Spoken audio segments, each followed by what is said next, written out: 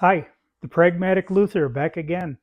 Today I've got a short video for you on making bridge blanks. It's really easy. I've got a jig here to do it with, and I thought I'd show that to you. Maybe it's something you can use. My 6-string guitar bridges are pretty well standardized for every model I make except for my parlor guitars. They get a little smaller, but for the rest of them, they are standard. And because of that, I made this shaping template or shaping jig, if you will. This is really easy to make, and you can use this with a shaper or you can use it with a router table. I prefer a shaper for a whole bunch of reasons, but a router table would serve just as well as the shaper will. So this is easy to make. Uh, if you make a model of your bridge and you only need to get half of it exactly the way you want it, but if you make the model of your bridge and get that right down to the shape that you want and the length, you can then trace that onto this, in this case, it's just a piece of plywood, and set up a fence here to hold it still, to guide against. And you can see I've put a stop here to locate one end so that it's going to register the same way every time we put it in. And I put, this is a Destaco brand clamp on this to hold it still while it's being worked on.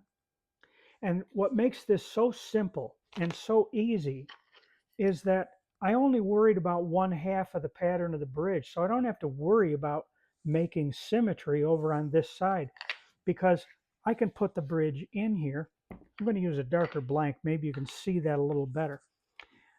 By putting the bridge in here and shaping one half of it, and then flipping it over and shaping it again, the bridge has to be absolutely symmetrical. There's no other way. It's just that easy. I'm going to show you how this thing works. Before you shape your bridge, I've put a blank in here. Before you shape it, you don't have to, but quite often I'll trace that bridge and I'll flip it over and trace it again.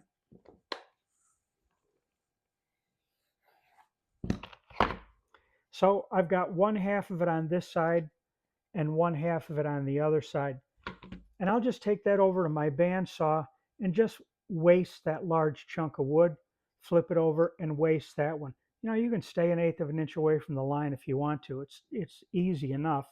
And I just do that. It keeps a little bit of chips off the floor, I guess, and a shaper will cut that out of there in a hurry and very easily, but it'll make it a little easier on your router or your shaper, whichever you're using.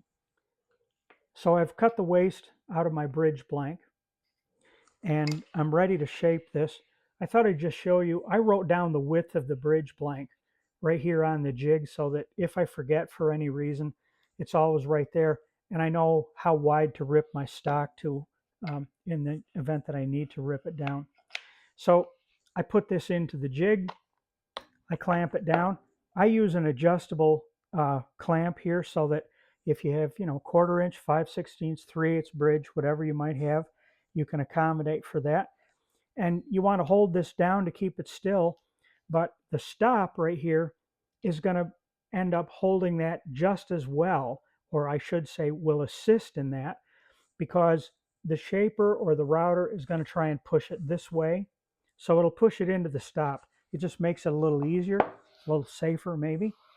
And I have already adjusted my shaper.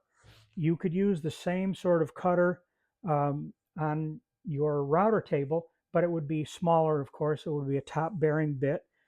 This is just a large shaper cutter with a larger bearing underneath. So we're going to shape one side, flip it over, and shape it again.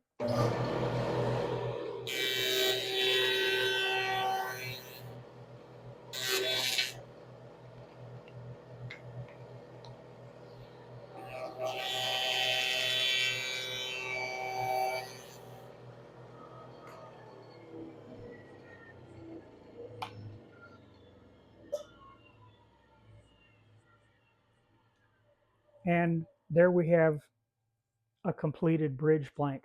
It's now ready for slotting, drilling. I'll cut the wings away after, thin them down. But there it is. This is a quick and easy jig to make. And if you have 3 or 4 different styles of bridge that you make, these are so easy to do. You could make one for each style of bridge you have.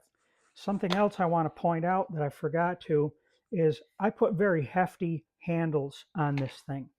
And that's just so that you get a good grip on it. And my handles are behind this fence that guides the bridge blank so that my hands are out of the way. And by getting a good grip on that, you just get a real nice, surefire way of doing this, and you're nice and safe, and everything works out real well. So if you make one of these, make sure that you're putting handles on it that are comfortable for you and they're nice and safe away from the cutter. So there can't be any more than 8 gazillion ways to shape a bridge, but this is the way I do it. And if this turns out to be useful and helpful for you, that's all good. I hope you'll put a like on the video, and I hope you'll subscribe to my channel. I am the Pragmatic Luther. Thanks for watching.